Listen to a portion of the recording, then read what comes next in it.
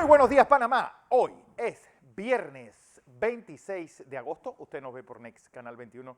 Nos escucha por KW Continente. Bueno, un día en el que, pues ya escucharon, pues en 30 días el Tribunal Electoral debe pronunciarse del caso de la reconsideración de la expulsión a los diputados del Partido Cambio Democrático.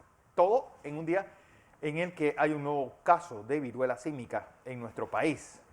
Un día en el que pues amanecemos con esa petición del Papa Francisco de ir a Corea del Norte si le invitan. Pues Joe Biden entra en la campaña electoral estadounidense. Recuerden que hay elecciones en noviembre de mitad de mandato. Allí habla de pelear contra el semifascismo de Donald Trump. Un día en el que, pues, todos expectantes, ¿qué irá a decir el presidente de la Reserva Federal hoy? También, pues, en un momento va a haber una conferencia, el ministro de Gobierno y Justicia, de Seguridad, procederá a esa destrucción de armas. Ahí se espera que dé unas declaraciones. Don José. Buenos días, Fernando. Buenos días. Buenos días a toda nuestra audiencia que nos sigue en KW Continente Radio y en Canal 21 Next TV. Fernando, Dígalo, hoy es viernes. Hoy es viernes. Hombre. Viernes 29 de agosto.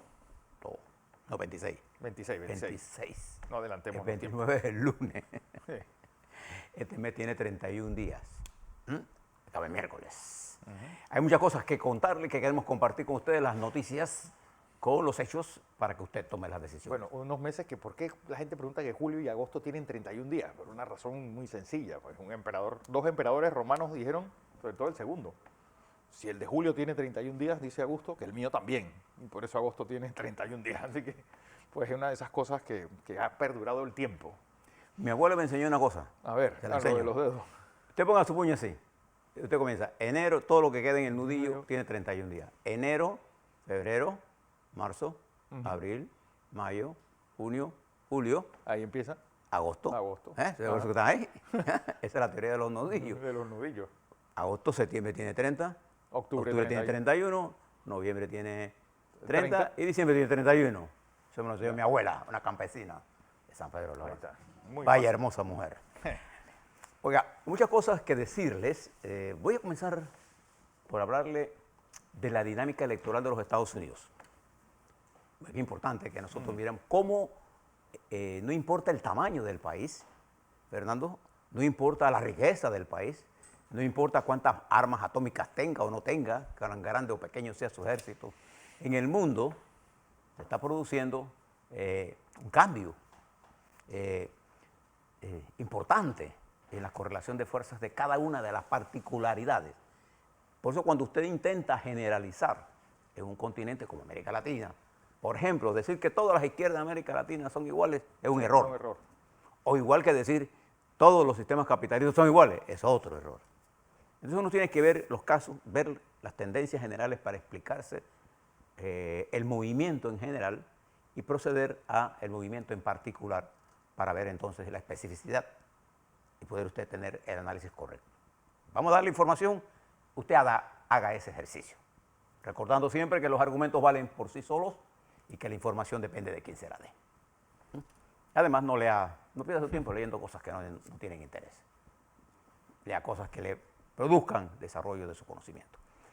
Fíjese, antes de entrar a los Estados Unidos, el presidente de Francia, Emmanuel Macron, aterrizó ayer en Argelia y será recibido por su homólogo Abdelhamid Tebboune, el presidente de Argelia.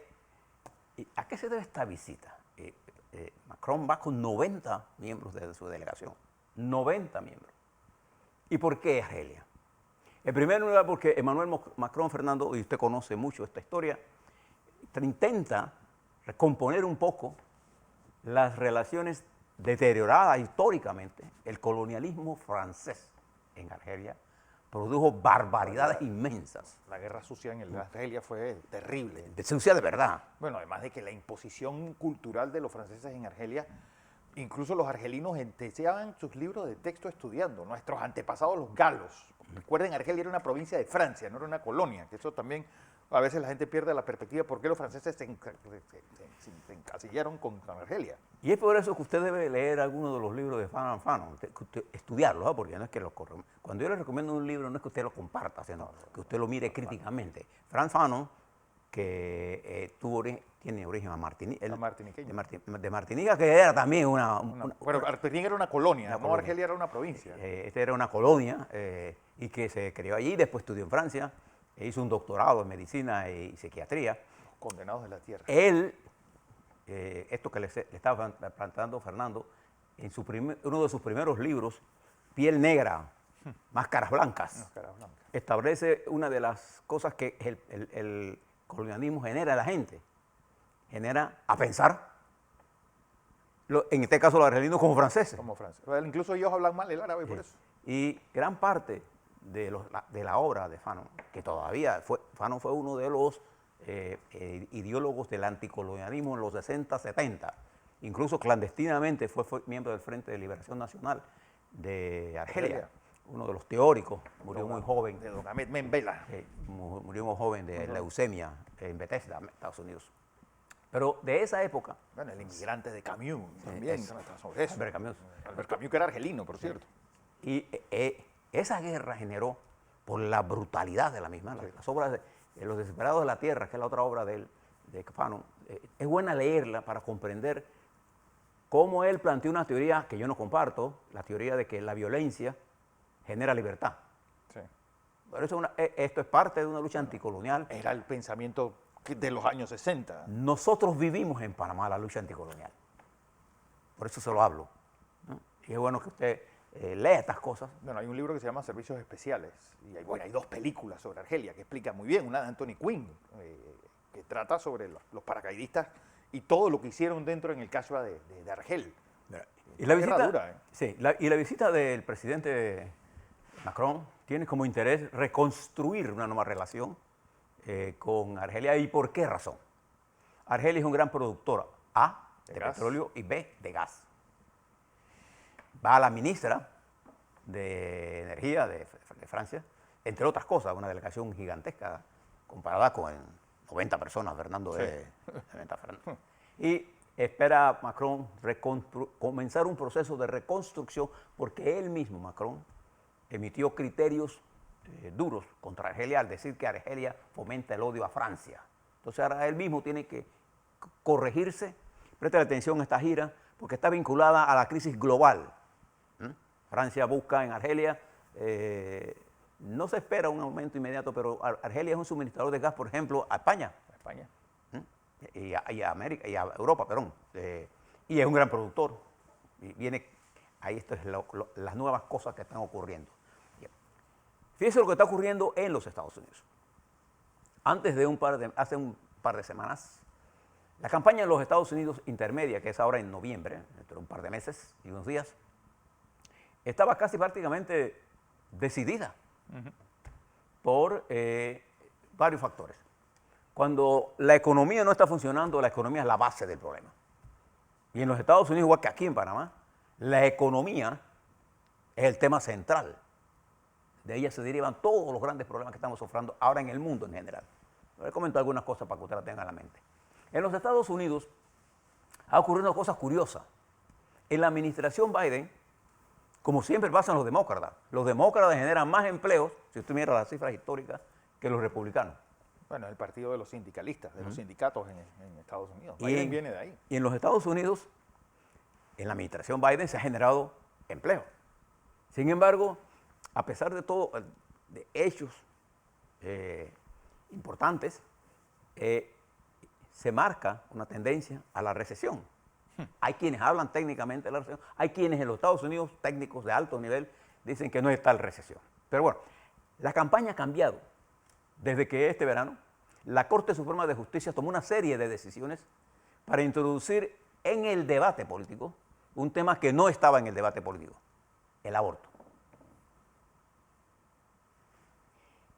En los Estados Unidos, hace más de 50 y pico años, ese problema fue resuelto. Ahora el aborto, que se considera un derecho federal, ahora, por el nuevo fallo de la Corte, no hay protección federal. Entonces los estados comenzaron a tomar medidas contra el aborto.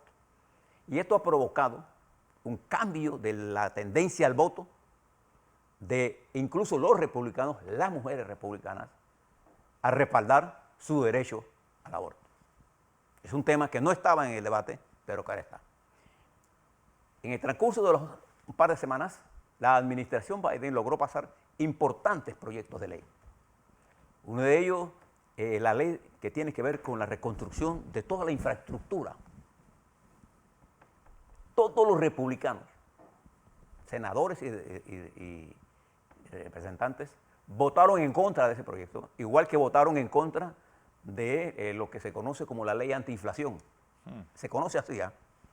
Usted puede tener todo el derecho a estar en contra de ese nombre, pero así es que se conoce, el acta de la ley. Ese proyecto pone importantes cambios en el sistema de salud pública que afecta a quién, a los que no tienen. Claro. En los Estados Unidos, si usted no tiene un buen seguro, usted va a un hospital, Fernando, y nadie lo atiende. Ni aparezcas por ahí. Bien. Biden resuelve ese problema. Además de eso, mete importantes aportes al Medicare para que el Medicare pueda negociar, que es una institución federal, pueda negociar con la farmacéutica precios de las medicinas. Además de eso, mete una fuerte inversión en bajar el nivel de CO2 que produce los Estados Unidos a la atmósfera, que va a activar toda una cadena de producción de las empresas norteamericanas.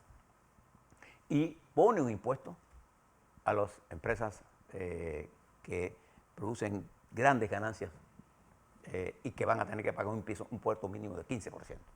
Esa importante legislación, más todas las acusaciones y divulgaciones del manejo que ha hecho Trump, de la pesquisa que se hizo en su casa de Mar del Lago, las contradicciones que se generó, que se llevó información que no tenía que llevarse. Y ahora nos enteramos hace un par de días que él ya había negociado sus abogados con los archivos nacionales, que realmente él se había llevado documentos que no eran. Y montaron toda una campaña de acusar al FBI, ¿se recuerda? Bueno, ahora la bajaron. Y ahora resulta que los candidatos demócratas, entre ellos, por ejemplo, el candidato demócrata gobernador en Florida, que viene del Partido Republicano, pero que se pasó hace unos 10 años al Partido Demócrata, que ganó la Cámara de Representantes, hoy compite contra el senador DeSantis, contra el gobernador DeSantis, por la gobernación. Pero ahora este candidato demócrata es pro aborto. No, es que tiene que ver la jarca de candidatos, sobre todo esa mexicana, una muchacha de origen mexicano que es la candidata republicana en la Florida, que es, pero esta sí se comió el espectro entero, tierraplanista, antiabortista, pro-Trump. Sí.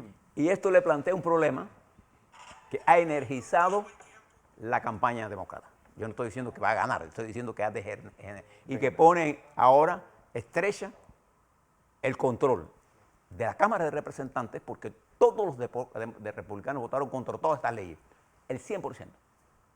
Entonces hay una nueva dinámica política al punto que el presidente de los Estados Unidos, el actual, llama a Trump un semifascista. Semifascista. Esta es la campaña, por dónde va. Y ha dejado de ser la economía el tema central para estos temas. Y recuerde siempre lo que decía ese gran político norteamericano, Tip O'Neill, la política siempre local. O ese político llamado Bill Clinton que le dijo al señor Bush padre en su debate, la economía, un estúpido, la economía. O Ronald Reagan que le dijo a su contendiente Dukakis, no se preocupe. No, aquí fue contra Bush. Contra Bush, no se preocupe. Walter Mondale. A Mondale, no se preocupe. Donald Trump, un hombre viejo. Ronald Reagan. Donald Reagan le dijo, no se preocupe, que yo no voy a abusar ni de su juventud, ni de su desconocimiento de la política. ¿Ah? Bien. Hay una nueva dinámica en los Estados Unidos. En unas semanas. Sí. Y ahora son las elecciones. Preste la atención a lo que ocurre en los Estados Unidos, que sigue siendo, sin duda alguna, una gran potencia. Su desarrollo económico, contrario a lo que está pasando en otras regiones, es poderoso. Tiene problemas de lo que está pasando en el mundo, que es con la sequía enorme que está golpeando duramente a los Estados Unidos y también a otros países. Sobre todo que son dos elecciones que van a ser vitales, una en octubre en Brasil y la siguiente en Estados Unidos en noviembre. Y fíjese usted, en materia del estrecho del Pacífico que a nosotros nos interesa por el canal, una senadora republicana llega a Taiwán. Ella es de Tennessee, la senadora Marsha Blackburn. Ahora todo el mundo quiere ir a Taiwán a retar. Y fíjese lo que es esta senadora. El presidente Xi Jinping no me va a hacer bullying a mí por venir a Taipei. Mire dónde se está llevando la atención. Creo que esta sobrereacción con respecto a la presencia de Nancy Pelosi ha llevado a China a tener ahora un problema de permanente movilización en un momento en que la economía china, igual que pasa en el mundo en general, se estremece por la política de cero COVID y dos, por la gran sequía que golpea a China y que le hace entonces tomar medidas dirigidas a controlar el suministro de energía y bajar la producción. En la gran crisis inmobiliaria que hay en China, la tasa de crecimiento proyectada por el gobierno probablemente sea de 5.5, proyectada por otras instituciones financieras del mundo, la ponen en 3%, la más baja de la historia de esta apertura de las transformaciones de Deng Xiaoping. De manera que encontramos ya, esta senadora está en Taipei, pero además usted mira lo que está pasando en nuestra región. En Chile, el joven presidente, y digo joven porque es joven, sí, no digo en ningún término, además un militante viejo, eso sí. Usted a los 36 años puede ser joven, pero es un militante viejo, viejo en el sentido de permanecer. Gabriel Boric viene de la militancia permanente en la lucha política, desde muy joven, muy jovencito. Tiene su primera baja ministerial cuando una ministra de Desarrollo Social renuncia por su contacto con el líder Héctor, el líder de los Mapuche, que está detenido por provocar incendios y robar madera. Entonces ella renunció ayer y se le produce la primera baja. Súmele a eso el problema de la Constitución, que es la reforma, que es el próximo domingo, el de más arriba, el 4 de septiembre. Chile está atrapado en medio de una situación complicada, con una alta inflación, con una caída de su moneda y todas las finanzas del mundo pendientes de lo que pase en Chile en las próximas 2 semanas. Igual que pasa en Argentina, en donde la crisis política es casi inverosímil. Orwelliana, diría usted. Orwelliana, no, es totalmente kafkiana, más que orwelliana. Bueno, yo no sé si kafkiana o... Kafka entendería qué pasa en Argentina. Sí, nadie, yo no sé alguien puede entender lo que pasa en Argentina. Yo siempre traigo la frase de Kuznek. Los países del mundo son desarrollados, no desarrollados, Japón y Argentina. En Argentina nadie la entiende. Y fíjese de las crisis que están ocurriendo en el mundo. ¿Usted alguna vez había visto la crisis que está dándose en Puerto Rico? En Puerto Rico las movilizaciones se dan. Yo no sé si usted conoce Puerto Rico bien. Yo estudié en la isla de Puerto Rico y conozco bien Puerto Rico. Hay una crisis eléctrica. ¿La generación de ellos de dónde viene? Todas casi térmicas. Pero el problema fundamentalmente está en la transmisión y en la distribución. Recuerda que por ahí pasó el huracán María. Y después, la destrucción de eso generó una privatización. La empresa Luma Energy está siendo objeto de una gran discusión por su incapacidad técnica de bregar con el problema de transmisión y distribución eléctrica. Bueno. Y hay una gran protesta por los cortes increíbles que hay. Pero además de eso, métele a todo eso en nuestra América, lo que está pasando en Colombia, lo que está pasando en Honduras, lo que está pasando en Nicaragua, lo que está ocurriendo en Venezuela, lo que está ocurriendo. Esta crisis energética también la tiene Cuba. Fíjese lo que está ocurriendo, y hablo de crisis energética, hablo de crisis eléctrica más que nada, el sistema eléctrico. Y además de eso, la guerra de Ucrania ha llevado al presidente Putin a lanzar una campaña de reclutamiento. Él necesita urgentemente más de 125.000, 123.000 nuevos reclutas. Y están ofreciendo de todo para reclutar. ¿Por qué? No solamente eso, sino este movimiento terrorista guerrillero llamado la Orquesta Wagner, este grupo de Wagner. soldados mercenarios Mercenario. que están vaciando cárceles, están ofreciéndoles un salario de 3.000 y pico de dólares Esto- a cada preso, Estos por Wagner, lo menos 6 meses, y la única condición es que no tengas SIDA, no tengas hepatitis y puedas correr un kilómetro en 4 minutos, que casi cualquier Bueno. persona sana menor de 35 años lo puede debe hacer. hacer. Bueno, estos Wagner son los mismos que estaban actuando en Libia y en algunas áreas por parte de... En Mali, sobre todo. Esto lo financia Rusia.